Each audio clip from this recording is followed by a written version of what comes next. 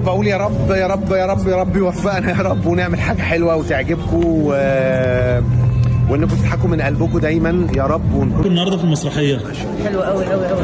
يعني انا حضرت مسرحيتين قبل، بس هاي فاقت يعني التوقعات. متحمسه جدا. مسرحية كتير حلوة بصراحة، ومضحكة ومسلية. انتظرونا في عرض ميمو قريبا في جميع دول أوروبا. والله يعني بصراحة مبسوطين يعني إنه إذا بالسعودية وأجواء حلوة. أقول ربنا يوفقنا إن شاء الله، ومستنيينكم تيجوا تتفرجوا علينا إن شاء الله. إن شاء الله هتتبسطوا. الأفيهات جدا حلوة، يعطيكم العافية. والله من أحلى المسرحيات اللي جيتها في حياتي. يا رب يوفقنا يا رب، تكسر الدنيا، ومتحمسة جدا جدا جدا. أنا أصلا من معجبين حلمي من زمان. أقول إيه، ربنا يكرمنا يا رب.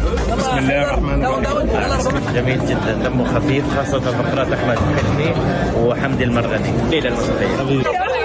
ربنا معانا وإن شاء الله خير يا رب. هو حلمي على طول كرييتيف، يعني من الشو للمسج اللي بيحاول يوصلها للصور والانتر اكشن اللي عملها كله. زي ما احنا مبسوطين قوي بكواليس العرض ده، وإن شاء الله نبسط.